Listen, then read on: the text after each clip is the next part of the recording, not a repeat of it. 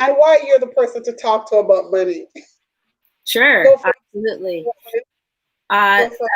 So thank you, Erin and Sandra, for having me on today to share some of my wisdom with you all on this topic. So for those of you that don't know me, my name is Shireen Francis, and I'm a business and lifestyle coach. I specialize in helping entrepreneurs grow their businesses using digital marketing, personal branding, media, and really about helping them step out in the marketplace so that they are distinguished and able to attract the client base that they're looking for. I've been working in the business and personal development industry for over 10 years now. And I am a trained master coach in some modalities that help people with high performance thinking, mindset, and their behaviors. I also have a background in image consulting, communication, formal, and lots of experience in stage, media, as well as business communication. So there was a little echo there. I think it went away there. But so in terms of, why should you listen to me on this? I'm not claiming that I am the wealthiest person on the world, but what I will say is that I myself have overcome a lot of issues around money mindset, as well as have coached many other entrepreneurs in breaking free from thinking and or behaviors that stop their success as it comes to growing their business monetarily, or even in their engagement with money in general, whether it be through handling it, wanting to achieve more of it, get better at sales in their career, whatever it might be. So the perspective I bring is, lots of formal experience, as well as knowledge and research and practical application of that with myself and other clientele that I have worked with. Oh, perfect. Amazing. Good stuff. So, Erin, did you have anything to say? Today's Erin's birthday. Happy birthday. Thank you. I feel so blessed to be, on the show celebrating with you on the day of your birthday. That's amazing. Oh, thank you. Thank you. Sandra would have never, I guess have to thank Bernice for letting Sandra know.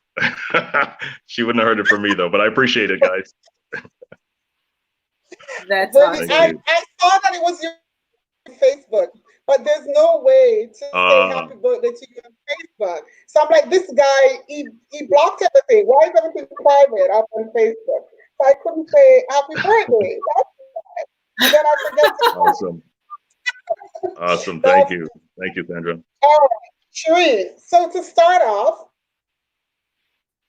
anything else to say? Can I ask Shireen a question? Aaron? Yeah, okay, go ahead.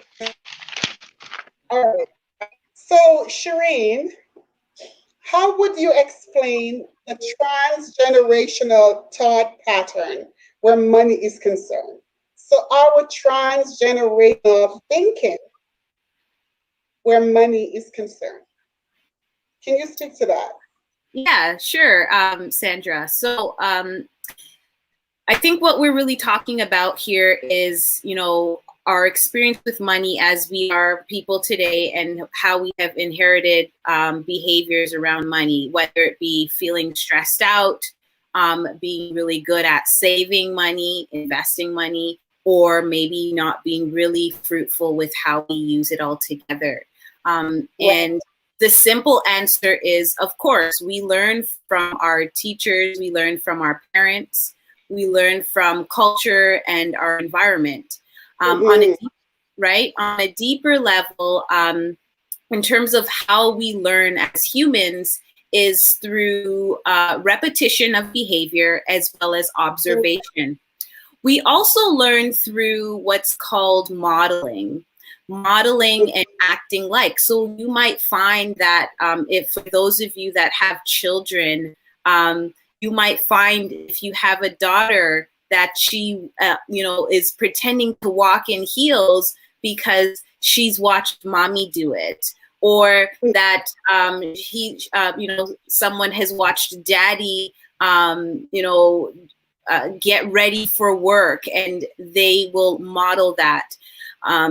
Funny that children do that, but on an unconscious level, for those of you that don't know what unconscious means, it means the part of your brain that retains information outside of your logical awareness. That part of your brain is working on autopilot, and it's constantly absorbing information. It's absorbing information about people around you, all the stimulus around you, patterns, behaviors, everything you watch on TV, see on social media, even your friends or family that you hang out with. Your unconscious mind is always working on your behalf to collect data and information. And so when we talk about, this concept of generationally passing down of how we deal with money, really what we're talking about, how our unconscious mind and how our nervous system has already been impacted for us to act a certain way.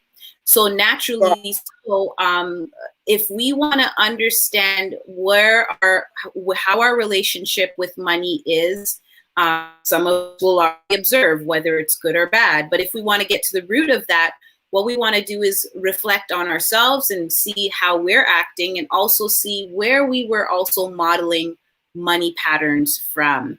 And we can go as far back as your parents, your immediate parents, your grandparents, and then you can go historically from generations passed down.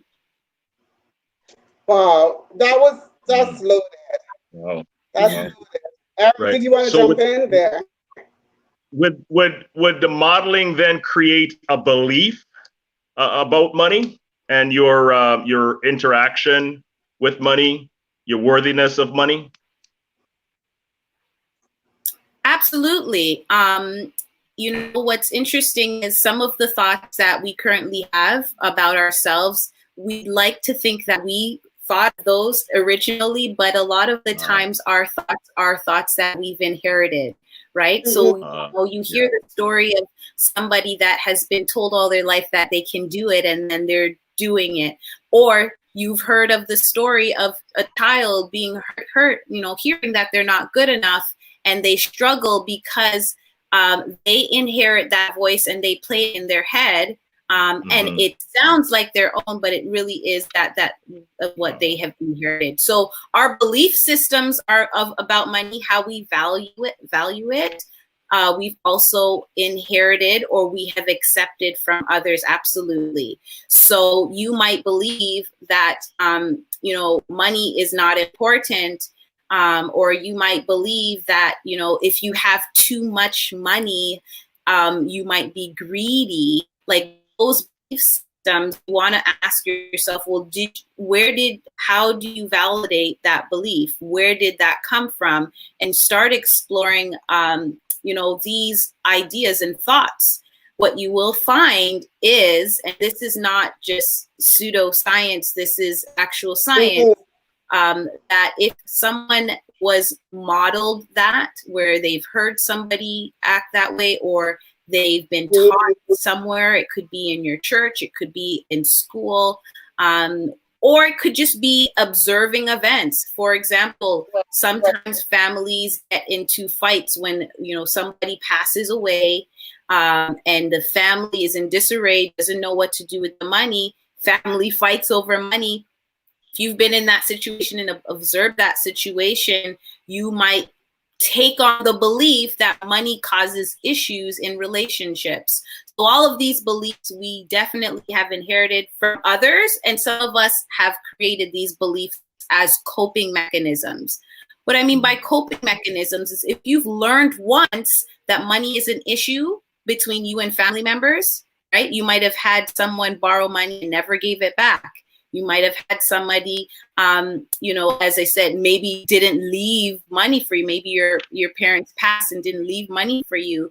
You might have, as a coping method, a way of coping, decided, you know what, money, when it comes to relationships, you can't talk about money. You know, money with your family, you gotta. So there are all these ideas that we have gleaned from experience, environment, and of course others that have passed it down. So these, what you're talking about now is just the mindset of lack, right? So it could be a mindset of lack, and it can be a mindset of abundance. What's funny, and why I you know, when it comes to talking about money mindset, one of the reasons why I developed a course on it is because I found I personally was raised in I wasn't raised in a strict Christian background, but I was in a Christian culture where we had a lot of people that were praying for abundance and that believed in the beauty and the gift of abundance of God. Through our ideas, as such as many cultures do, but I was seeing a lot of lack, like in terms of behavior. And I want to explain that. In the beginning, I said that our unconscious mind stores information, and it's and for most of the culture, I must say this, our unconscious mind is separate from our conscious logic. So logically, you can believe that you are rich and wealthy and that you have a be wealthy, but unconsciously might be a whole different paradigm of thinking, and that's where our behaviors come from. So if you find yourself always praying for and or thinking that you're abundant, but you're not seeing the tangible results around you in your bank account, in your wallet, in your statements, then you really have to ask yourself, what unconscious paradigm, what in my nervous system is happening for me to bring about? You have to get really tangible with that. So here's an example.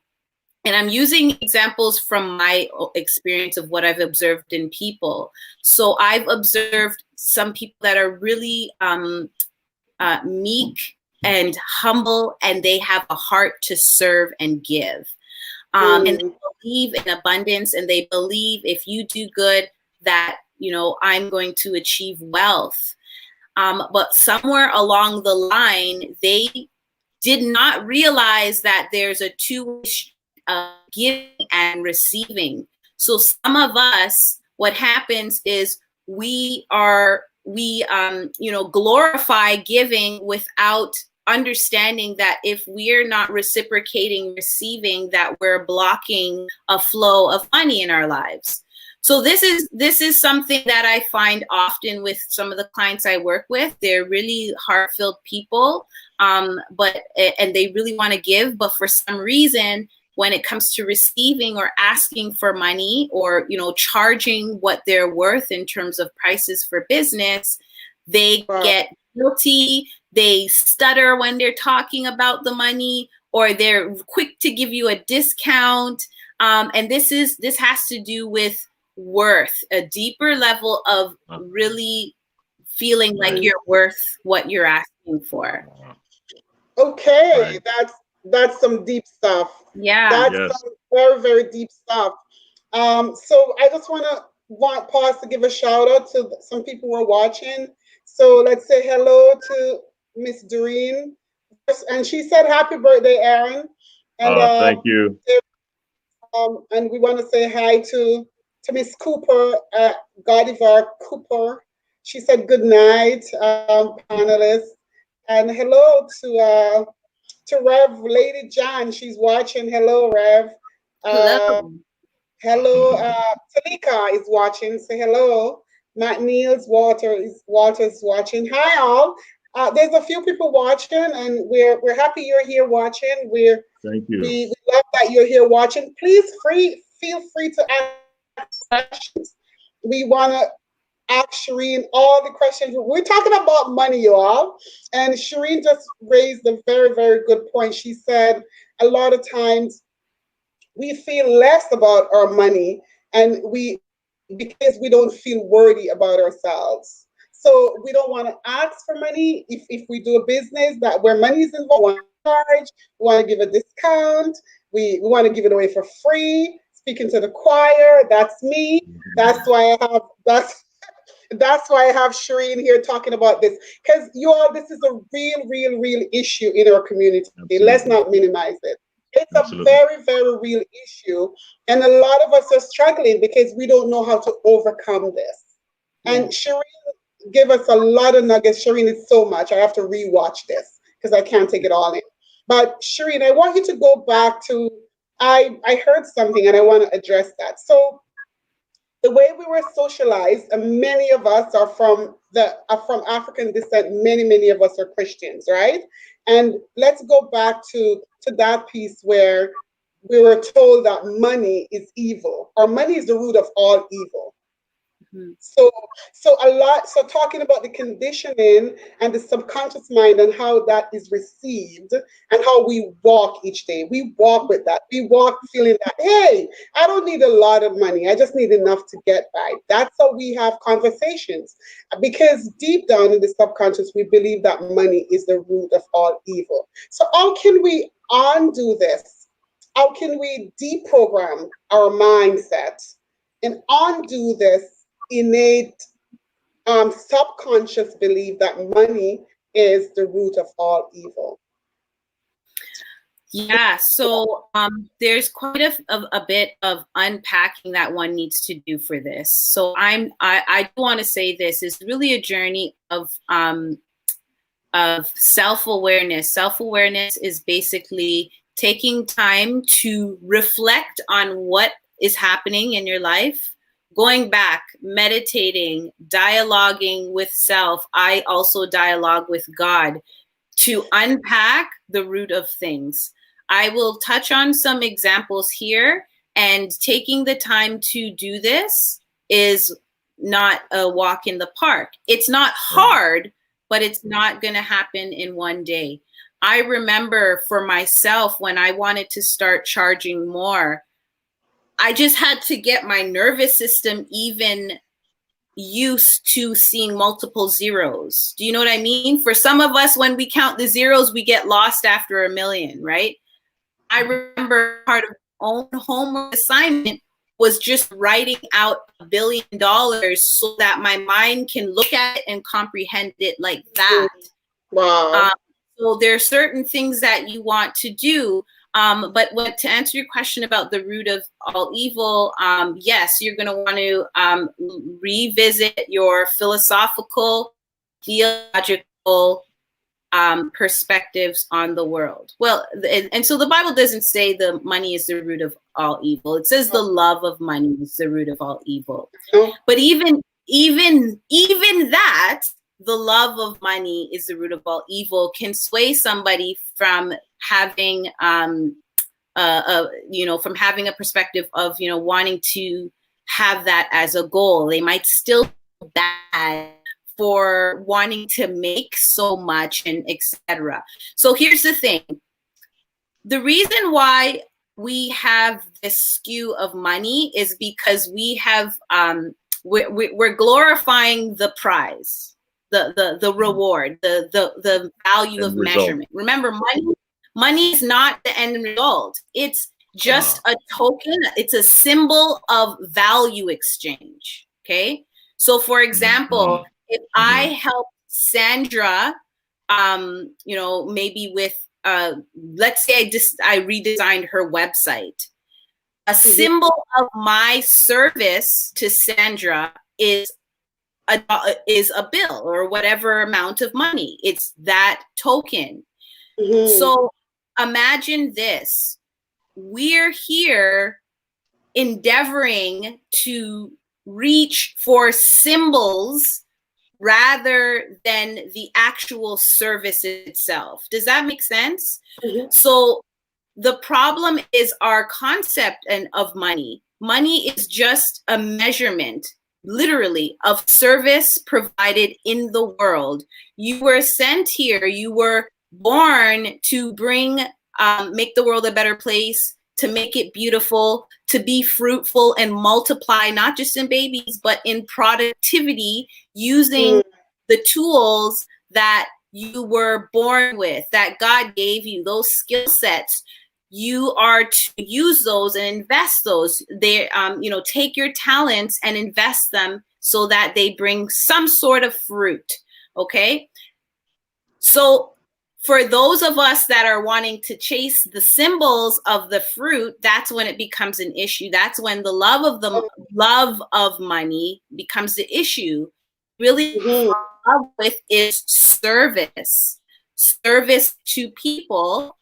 And we also need to understand, again, and I said it before, the law of reciprocity. There needs to be a give and take. When you give, you will receive. You will receive. And you also need to, the reason why it's important for it to be a two-way, and I think this is a huge one. I think we've really glorified giving, but we haven't fully glorified receiving. And Stop right there. Stop right there. I want to stop you. I want you to say that again. Can you say that simple, like a 5-year-old could understand? We've glorified giving because it really has to do with us feeling worthy. If if I give, I'm a good person. If I'm give, maybe I will be seen as I'll get into heaven. Or if I give, I'm gonna be this. We all want to be good, right? This is why good people aren't rich, right? Because we want to give. We realize that there needs to be an equal exchange. There's a balance in it. You do need to receive, right? And it has to do with sustainability, right? So if the rain were to water on soil and the soil takes it and gives the plant and whatever, if the soil didn't give back to the river to give back to the clouds, would our whole ecosystem would be off.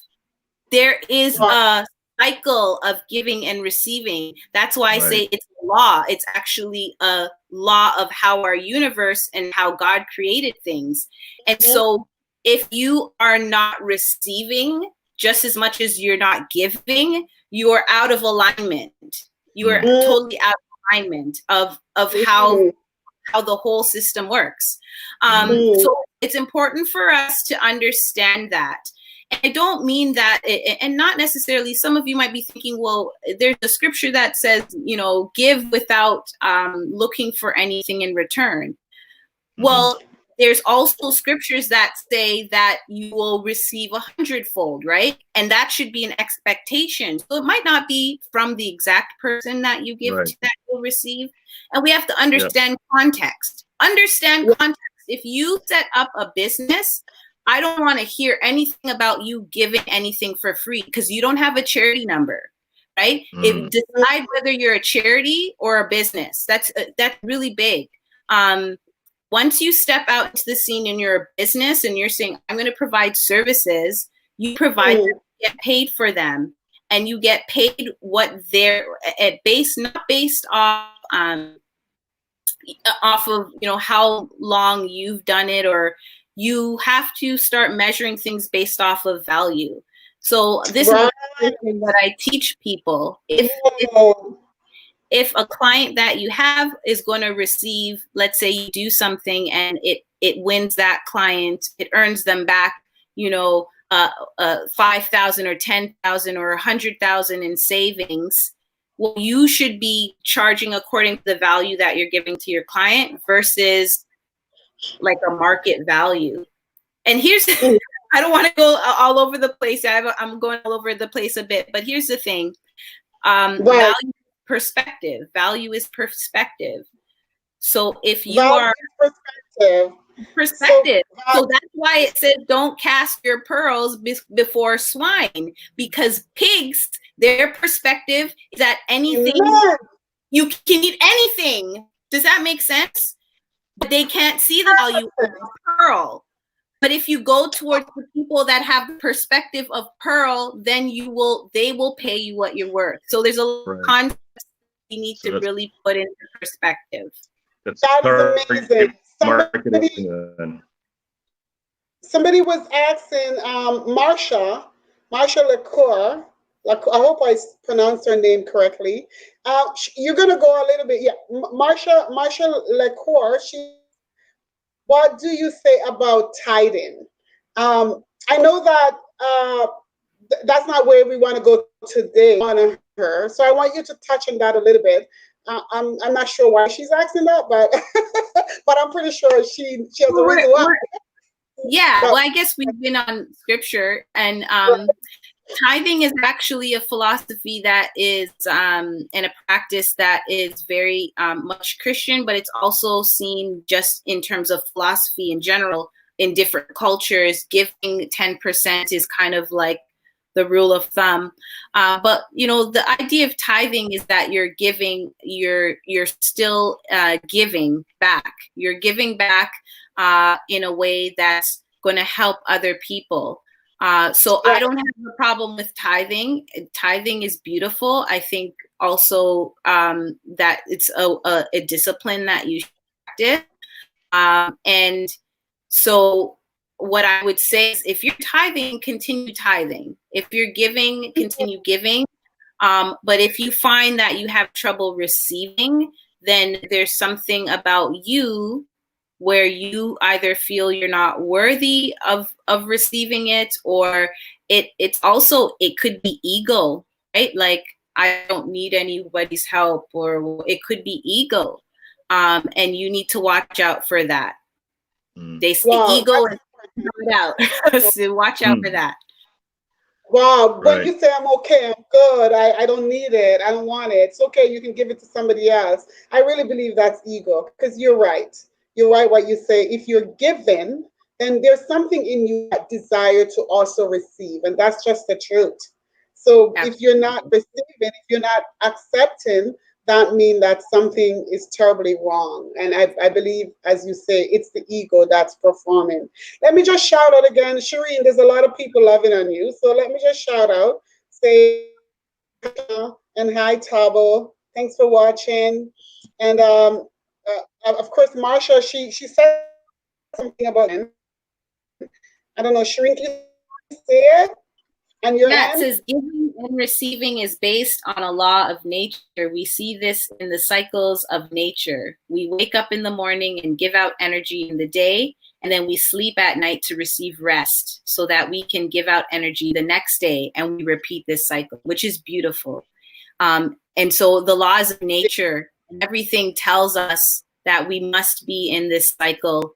And so if you find yourself in a place of waste with money, where you find that you can't find or account for anything, or it could be that there's an overage amount of debt, right? We have to take responsibility for that.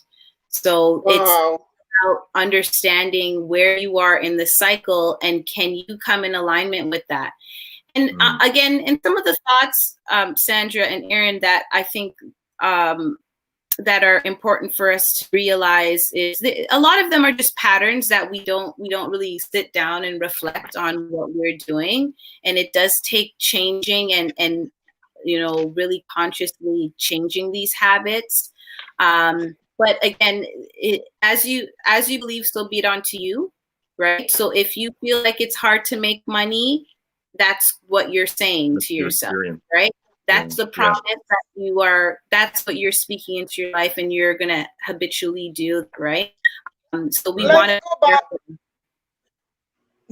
Let's go back to the patterns a little bit. Let's go back way. Those patterns, a lot of people may not know what patterns or what they're giving off, what energy they're giving off where money is concerned, because it's so much in the subconscious. It's kind of like a way of being. So how would you help them, as we say, unpack and understand, to bring them to the forefront? So what are some patterns? I know for me, I know we had a discussion and you said something about even our heart beating faster when somebody's saying money. I resonate with that when I see my bills. So when I pick a bill from the mail, I get really, really anxious. So sometimes I don't want to open it. I'll put it away because I know that it's a bill to be paid and I'm not ready to deal with it. So I know there's a lot of people who may have felt this way, and so I want you to speak to that. How, and that's, as you said, it's an unconscious way of being, but it's not a good way of being. So why am I so afraid to open that envelope? Because I know it's Enbridge or it's IJO or whoever they are, and you know what I mean? Speak to that. Yeah, I know. I remember we were talking about this and I was sharing my own experience of that too. The thing is, so it's still a learned behavior, or it's an experience that is being perpetuated over and over again. So what I do when I talk about patterns, just so people have understanding of what that is, it's just what it's called is a strategy or a process that your nervous system takes to do a specific behavior. So for example, a simple one would be your phone rings. That's the trigger. You put your head up and you think, oh, that's my phone. That's the visual response is, oh, that's my phone. But the ear response is, oh, that's my phone. And then you now get up to get the phone. That strategy, that's called a strategy, or that's a pattern, right? For a lot of people, that's a pretty simple pattern. Now, when I say have self-awareness and begin to look at the patterns in your life, it's really getting specific like that. So, for example, if a bill comes in the mail, let's say you check your mailbox, and Enbridge on your gas bill, and you see that, maybe the thought that pops up. So pay attention to the thoughts that pop up as a result of seeing that. I don't want to pay this debt, right? Or I already paid this, like those types of thoughts, right? Watch for that. And then pay attention to how you feel, right? If it's anger or frustration, that is something very much, or fear, right? Right. Fear. Right. So that is your nervous system went through the process of trigger, which was see the bill. The thought came up, oh man. And then the emotions flooded of panic. And then now we have so guess what? Everything we do is either motivated from fear or a neutral place or love. So if it's fear, in most cases, fear will either motivate you to go make money to pay the bill, but fear for a lot of people is debilitating. So what it will do is it will make them feel like, oh, this is hard. And then they'll start the conversation. And the conversations, it's not just what you say, it's really what you think. Oh man, this is so hard. Life is so hard. Oh my gosh, how am I going to pay? And then the whole conversation happens, and then you just checked your mailbox on the way home from work, and we wonder why sometimes we arrive home feeling stressed. It could be that you just, read that you had a bill or something. I want to give another example of a pattern, right? So for some of the clients that I work with, it might be around sales. I had this huge problem before around sales myself, where I would be really excited about what I'm doing and what I've done and what I can do for the client. And then when they go to ask me, well, what is the investment? You're afraid to say what the investment is. And so an example pattern is, the trigger is the person asks, what's the investment? In your head, what goes off is, oh, this is too much, or I don't think they're not going to buy, or they don't have the money. That's one of the biggest ones. You don't have the money is one of the biggest ones. They don't have the money. Oh, wow. And then, so those thoughts, what happens in the nervous system is your thoughts tell your body how to behave. literally. Right. If you have the thought of they don't have the money, you get a little bit angsty. You get a little bit, well, you know, it's this much, and but I'm gonna give you a deal. I'm gonna give you a deal, right? And nobody asked for a deal. All they asked for was the price, right? And so that's an example pattern. Yeah. So we gotta really, really, really be pay attention. But you do the work. But if you do the mindset work and you visualize, meditate on, and begin to see yourself working with the people that have the money, and then it's not an issue. If you just, I tell this to everybody, what people have in their bank account is none of your business. Even if they have a dime, that's none of your business. If they have $1 million, that's none of your business. Right. Your job is to show up and serve. You tell them how you can provide a result, and you state your price. And if they can't pay that price, well, then you have a conversation. Maybe you provide a payment plan. Maybe there's other options. Maybe they need to get resourceful. That's another thing. Another thing altogether, and I heard this from Tony Robbins. He said it so beautifully. He's a motivational speaker, one of the top speakers in the world right now. And he says we think our problems are money problems, but really it's just resourcefulness. It's a problem of resourcefulness. Are you going out? Are you brainstorming ways to make money? Are you brainstorming ways to cut back on things? Are you being resourceful? Are you going out to serve people so you can receive and buy the things you need? It's resourcefulness. So the language of I can't afford it really needs to be out of it. Needs to be. I know sometimes we're like, but Trina, I really can't afford it. No, it's not that you can't afford it. It's that you're not willing to be resourceful to get what it is that you want. Yes. Tell us how to stop. Tell us some things that we can replace the language of not enough with. The language of lack. I don't have enough. There's limited amount. I don't know. Or they can't afford it. Tell us how we can actually change that language. So I replace it. There's levels of language though, Sandra. So I don't want to tell everyone to replace I can't afford it with I can afford it and lay my hands on the car. You know, those are nice. Those are nice and very motivational. But to be honest, if you on a deeper level truly don't believe that you can afford it, you need to go back to your existence, your philosophy of existence, because the next level is saying I can afford it, I can be resourceful, I have the energy and strength to get the funds needed for that. That's one thinking. But the next level of thinking is, can I really do it? Right?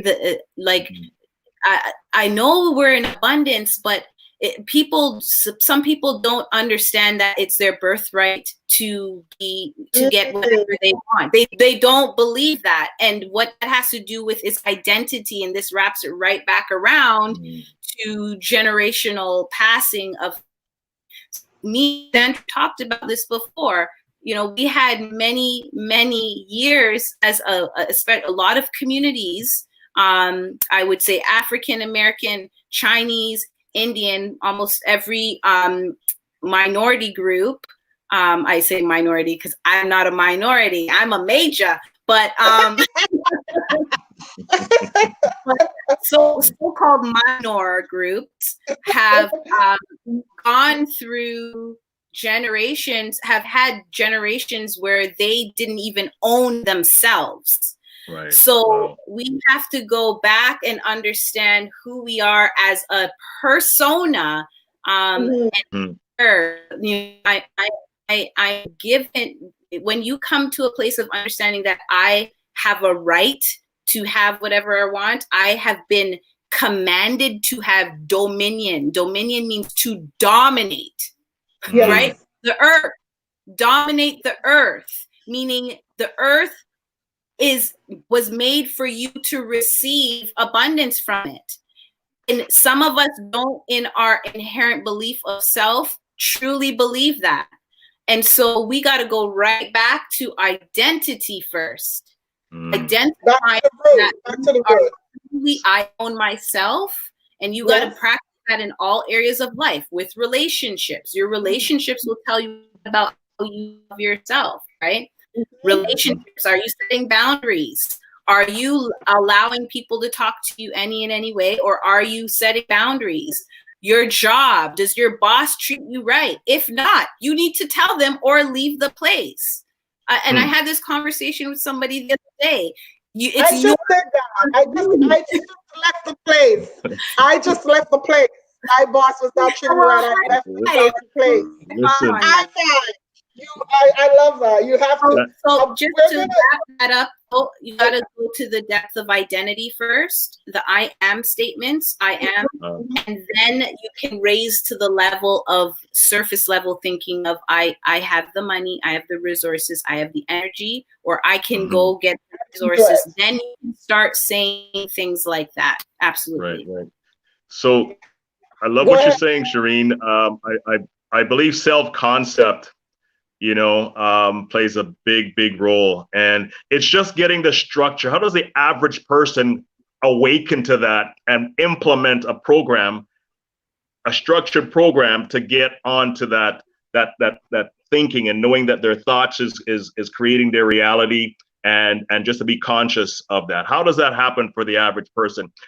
Because I'm sitting here and I'm saying that the average person is challenged because they don't know what they don't know. And I don't think it's something that people can do on their own. They need to work with somebody. Absolutely. Would you agree? Right. Yeah. I'm going to give you two ways to do this, okay? There is what we call internet and Google, and you could spend years researching and looking. I do want to say, yes, you don't know what you don't know. You really don't know what you don't know.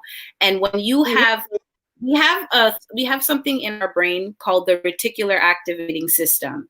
And what it is, it's a sentinel in the brain that it works beyond our logic, and it picks up, it's like a radio system. It's a receiving system to get signals and information of what's going on. Okay. It's not this is a real scientific thing. Okay. You can use your reticular activating system and continue to meditate, affirm, pray, whatever your ritual is, and tell yourself and ask, I need answers to make more money. And you can go on the internet, you can go to personal development seminars, you could read books on books on books. I have a faster way though. I have a course. It's a 2.5-hour course. Basically, it gives a really good summary and breakdown of some of the perspectives that you need to break down. It also walks you through being able to identify the trigger, and then the thought, and then the behavior. That whole emotional pattern that I walked you through, it helps you identify those. It has examples of it as well. And then because it's really about breaking patterns, generational patterns, environmental, all of that. Once you get the pattern, all you need to do is release the pattern and tell yourself, speak to yourself and say, thank you for this pattern. It worked to get me to where I am now. I'm ready for more. I'm ready for an abundance. I'm ready to give and receive, and I need a new pattern, right? And you give it a new pattern. There's obvious things that, obviously you stop saying that you're broke and all that type of stuff. But there's also science in course as well to help you if you're really struggling with this whole mindset thing. It goes very clearly in that. So it's actually on my website. If you go to ShireenFrancis.com/money mindset, I could type it in the chat here for you, but ShireenFrancis.com/money mindset. And then you can get that course, and it's going to give you really good summary. There's also a good meditation in the end that you can listen to daily. It comes in an audio as well, audio and video. Also on my website, if it's more of a business thing, I am a business coach as well. If you go to my website, ShireenFrancis.com, you'll see that I have program on how to attract bigger and better clients, right? Versus what you've been settling for. So there's resources and help, and I'd love to help you. That's awesome. That's awesome. I think it's great to have a resource, like you, and I know there's many others out there, because it's very hard. It's like a minefield, to try and do this on your own. And having a program to follow will just keep you disciplined and keep you on track. And but I think the strong a person can have to bring forth that change is that desire to change. Without the desire, then you won't have the commitment. The information will come as long as you're open to it, and you have that strong desire to make the change and the commitment. You definitely can definitely make a change, because we have to overcome a lot of years of this programming, and I think it's needed. It's about time that we change and we stop the insanity, stop the madness. Hey, Sandra, right? In order for things to change, we got to change. And what to say something about that course. Some of you will go to the course and click on buy, and the price might scare you, might not. But if that happens, you have the issue. If that happens, how to make more money, then you would buy it, right? And so that's an example of catching yourself in a pattern. Yeah, so here it is. If they don't see it as a cost, see it as an investment. Right. The biggest investment we can make is investment in ourselves. Somebody said that if we empty our pockets into our brain will line our pockets with gold. So could be the biggest investment you can make in yourself, self-development, and just, becoming a stronger, better version of yourself. And you'll change, your children's, experiences and your grandchildren, you'll change it forever. Once you take that step and draw that line in the sand and says, I'm going to change it, and reach out to the resources and take advantage of that, invest in yourself, you're going to change your whole family history. And I think that's pretty powerful. And let me just shout out to a few people that's watching us here. So Billie Jane Bolton is watching us, and she said, such wisdom about patterns, Shireen. And also said, we think our problems are money, money problems, but it's really a problem of resourcefulness. So I'm hearing resourcefulness a lot. She also said, biggest investment we can make is investment in ourselves. I think that's what she's saying. Hi, Arlette. There's lots of comments, Shireen. You read them after. Please respond to these comments. And I will do also, because after we only have about 8 minutes. So we're going to go into wrap up. But Aaron just touched a point about the generation. So we're starting this conversation because we want to change mindset and start a new thing. See if we can break the cycle. We know that the cycle is generational, but we can stop it here because we're opening ourselves to knowledge. We're opening ourselves to learning. So we can stop this. We can stop this madness. And another thing that I want to point out, so we're going to be doing this series. So we're going to have many people coming on. We're quote unquote gurus in this area. I'm not. I'm learning, and I'll be honest.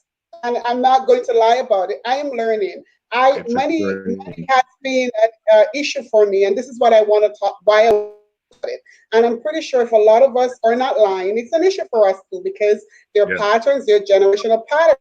We grow up in lack and poverty, and it's our mindset. So we want to change that. The next thing I want to say is that as we move on from here, we would like to open it up. If you know something about money that's worth sharing, reach out to Aaron or myself. We're open. We want to engage your community. We want our community to grow. It's full time, right, Aaron? Absolutely. It's time for a community to grow. And we need money to grow. So let's just face it. We need money as much as we need spirit, and as much as we need healthy emotions. We need money, right? Absolutely. So we need money to grow. So as we wind down, Shireen, Aaron, do you have any last word before I go to Shireen? You're winding down. Time is almost up. Well, I agree with it. I agree with everything that Shireen is saying. I myself is going to check out your website. I know we had a conversation before the show. What I like is the structure. I think structure is very important, and getting all the information is in one place is going to save time. Some of us spent 30 years trying to, find a better version of ourselves, but we've got information here, information there. If it's in one place, I think it's going to make a big difference. So I want to thank Shireen for bringing that to the forefront of my mind, and hopefully our viewers will take advantage of the information she brought here today. And it's a journey, it's not a sprint. And a self-concept, having a constructive version of you, and getting rid of that false sense of pride, getting rid of all the stuff that we have been taught, and all the stuff that's in our subconscious is holding us back. We've got to be prepared to give that up, because the better version of you is not attainable if you hold on to the past, right? So so just continue to explore who you are, and seek to find a better version of you, and reach out to the many resources that are available in the community. Shireen is here tonight. We're hoping you guys can reach out to her. Sandra and I are here. We're always here. You guys know how to reach us. So, do what you got to do to get to the better version of you. Amazing. Shireen, last word. Last words. You have a minute. I think your power is in your I am statement, right? I am has been, historically one of the two most important words that start any sentence, any process, any belief system. And I think that if you want more money or anything in your life, you really got to understand how your words and thoughts and declarations impact everything you do. When you have that key, you truly have the keys to the kingdom.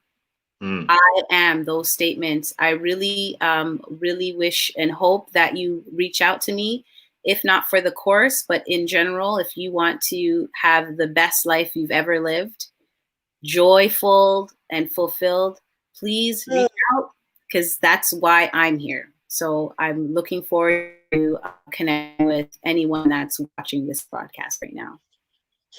Amazing, Shireen. Thank you so much, Shireen. And we want to say thank you to our viewers who are watching. And thank you, Shireen. Thank you.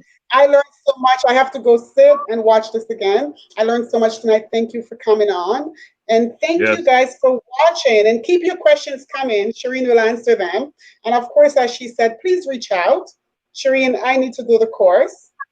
So I'm going to have to take a look. I really need to do the course. Okay, so of course, I'm Sandra Turgot, and this is Aaron George. And we are here from Byond Talk. And I'm not going to take up any more time, but if you want to know who we are, if you're just coming on and you're not sure, reach out to us. We will answer all of your questions. Until then, peace. All right. Peace. Bye. Dak TV. Bye-bye.